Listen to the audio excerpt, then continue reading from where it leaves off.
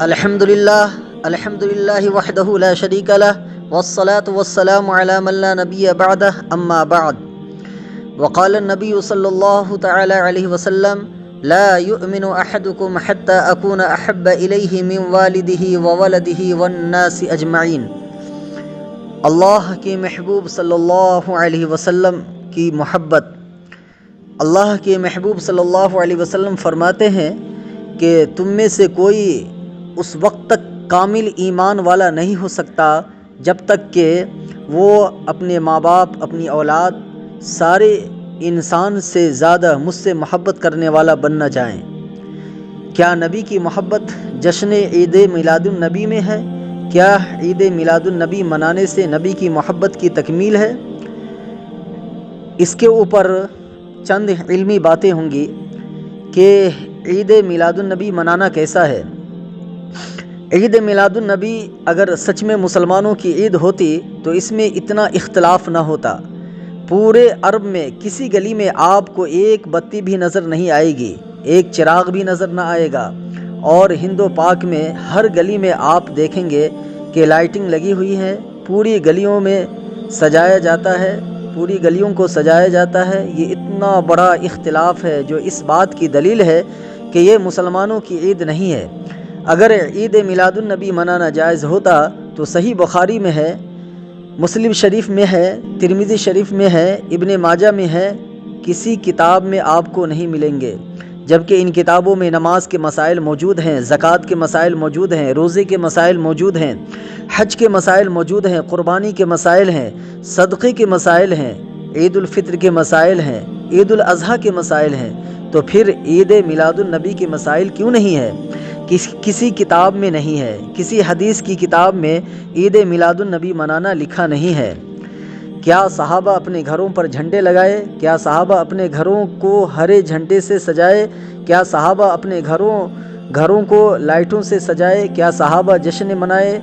کیا صحابہ جشن مناتے ہوئے گلیوں میں نکلے؟ کیا صحابہ ڈی جے بجا کر نعوذ باللہ ڈانس کیے؟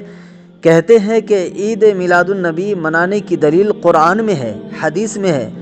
تو کیا قرآن اور حدیث کو صحابہ نہیں جانتے تھے؟ بعض مولوی حضرات رات بھر چیخ کر چلا کر عید میلاد پر کتابیں لکھتے ہیں اور لمبی لمبی تقریریں ہوتی ہیں عید میلاد النبی کو ثابت کرنے کے لیے۔ تو پھر ایک سوال پیدا ہوتا ہے کہ وہ قرآن کی جتنی آیتیں آپ عید میلاد پہ ثابت کرنے کے لیے استعمال کرتے ہیں، اور وہ تمام حدیث رسول جنہیں آپ عید میلاد کی دلیل لیتے ہیں، تو اب آپ ایک بات بتا دیں، دین جس پر نازل ہوا وہ حضرت محمد صلی اللہ علیہ وسلم ہے، دین جن کے سامنے نازل ہوا وہ صحابہ کی جماعت ہیں۔ صحابہ کی جماعت ہم سے اچھی عربی جانتے تھے، ہم سے زیادہ قرآن و حدیث کو جاننے والے تھے، بلکہ بہت زیادہ قرآن و حدیث کو حضرات صحابہ کرام رضوان اللہ تعالی علیہم اجمعین جاننے والے تھے۔ ان کی زبان عربی تھی اور وہ عربی زبان کے ماہر تھے۔ قرآن کی ان آیات اور حدیث سے عید میلاد مراد ہے، یہ بات ابو بکر، عمر، عثمان، علی، تمام صحابہ کرام رضوان اللہ تعالی علیہم اجمعین کو سمجھ میں نہ آئی، اور آج 1450 سال کے بعد ہمارے دور کے علماء سمجھ جاتے ہیں، ہمارے زمانے کے مولوی کو معلوم ہے۔ اب بتائیں کہ عید میلاد ایک ایسی عبادت ہے کہ اس عبادت کا علم ابو بکر کو نہ تھا، عمر کو نہ تھا، عثمان کو نہ تھا، علی کو نہ تھا، مگر ہمارے دور کے مولوی کو اس کا علم ہے۔ یہ حیرت کی بات ہے کہ شریعت جن کے سامنے نازل ہوئی وہ ان آیات کا مطلب نہیں سمجھ پائے، اور ہمارے علماء ان آیات کا مطلب سمجھ بیٹھے اور ان آیات کو عید میلاد النبی کے لیے دلیل بھی بناتے ہیں۔ کیا قرآن میں ہے، حدیث میں ہے ربیع اول منانے کا؟ اگر قرآن کی آیتوں سے آپ نکالتے بھی ہو تو پیغمبر کی سیرت میں ہمیں نظر کیوں نہیں آتا؟ صحابہ کی سیرت میں ہمیں کیوں نظر نہیں آتا؟ تابعین، تبع تابعین کی سیرت میں کیوں نظر نہیں آتا؟ چاروں اماموں کی کتابوں میں کیوں نہیں ہے؟ وہ تو زیادہ ماہر تھے نا۔ جو لوگ عید میلاد النبی مناتے ہیں وہ تو اپنے آپ کو حنفی کہتے ہیں کہ ہم امام ابو حنیفہ کو مانتے ہیں۔ تو پھر فقہ حنفی کی کتابوں میں دکھاویں، جو معتبر کتابیں ہیں اس میں آپ دکھا دیں، کہیں نہیں ملے گا۔ اب رہ گیا کیا؟ اب رہ گیا ہمارے جذبات۔ تو دین جذبات کا نام نہیں ہے، دین کس کا نام ہے؟ جذبات کا نام دین نہیں ہے۔ دین اللہ اور اللہ کے رسول صلی اللہ علیہ وسلم کی اطاعت کا نام ہے۔ ہمیں حدیث میں ملتا کیا ہے کہ نبی اکرم صلی اللہ علیہ وسلم نے اپنی ولادت کے دن کو کیسے منایا بھی ہے یا نہیں۔ ہمارے نبی حضرت محمد صلی اللہ علیہ وسلم صحیح حدیث سے ثابت ہے کہ پیر کے دن آپ پیدا ہوئے، یہ بات سب مانتے ہیں۔ امت کا اس پر اتفاق ہے کہ آپ صلی اللہ علیہ وسلم پیر کے دن روزہ رکھا کرتے تھے۔ صحابہ نے پوچھا تو آپ صلی اللہ علیہ وسلم نے فرمایا کہ یہ میری ولادت کا دن ہے۔ اب آپ ہی بتائیں کہ روزہ اور عید دونوں جمع ہو سکتے ہیں؟ نہیں ہو سکتے۔ بتائیں کوئی عید کے دن روزہ رکھتا ہے؟ روزے کی حالت میں کوئی عید مناتا ہے؟ تو آپ صلی اللہ علیہ وسلم نے اپنی ولادت کے دن روزہ رکھا۔ آج کون روزہ رکھ رہا ہے؟ نبی کی زندگی میں درجنوں بار ربیع الاول آیا، صحابہ کی زندگی میں، ابو بکر کی زندگی میں، عمر، عثمان، علی رضی اللہ عنہم اجمعین کی زندگی میں، اہل بیت کی زندگی میں، تابعین کی زندگی میں کوئی ایک روایت نہیں ہے کہ کسی صحابی نے ربیع الاول کی مبارک باد دی ہو، یا ایک چراغ جلایا ہو، یا ایک بتی لگائی ہو، کہیں نہیں آپ کو ملے گا۔ یہ تمام دلائل اس بات کا تقاضا کرتے ہیں کہ جو کچھ ربیع الاول میں ہم کر رہے ہیں وہ اسلام کی تعلیمات نہیں ہے، یہ سب کچھ سراسر A to Z بدعت ہے۔ اور آگے بات سمجھے، اللہ کے محبوب صلی اللہ علیہ وسلم پیدا ہوئے پیر کے دن۔ کس وقت پیدا ہوئے؟ تو صبح صادق کے وقت پیدا ہوئے۔ اس میں 3 باتیں ہیں، ایک یہ کہ آپ پیدا ہوئے صبح کے وقت، دوسری بات آپ پیر کے دن پیدا ہوئے، تیسری بات آپ پیدا ہوئے ربیع الاول کے مہینے میں۔ مگر لوگ صبح کی باتیں نہیں کرتے، پیر کے دن کی باتیں نہیں کرتے، جبکہ ان پر سب کا اتفاق ہے کہ صبح کے وقت پیدا ہوئے، سب مانتے ہیں کہ پیر کے دن پیدا ہوئے، مگر بات کرتے ہیں 12 ربیع الاول کی۔ یہ کیسی بات ہی ہوئی؟ یہ کیسا انصاف ہے؟ خود جشن عید میلاد النبی منانے والے جس شخص کو اپنا امام مانتے ہیں، مولانا احمد رضا خان، انہوں نے فتاوی رضویہ میں لکھا ہے کہ حضور پاک صلی اللہ علیہ وسلم 8 ربیع الاول کو پیدا ہوئے اور وفات 12 ربیع الاول کو ہے۔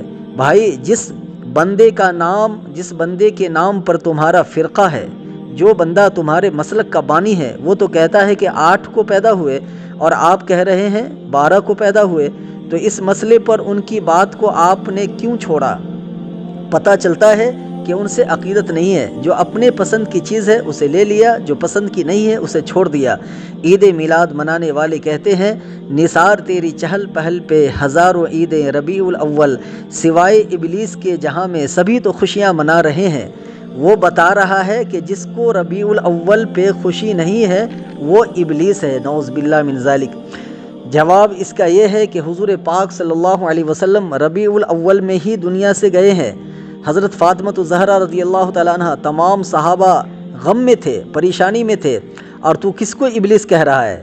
کسی کے تعصب میں تو اتنا اندھا ہو گیا ہے کہ تجھے صحابہ اہل بیت کا اعزاز و اکرام نظر نہ آیا؟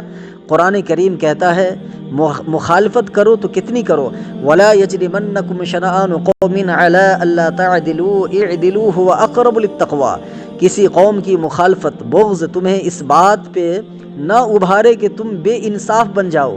اعْدِلُوا هُوَ أَقْرَبُ لِلتَّقْوَىٰ، تمہیں انصاف کا دامن تھامنا چاہیے۔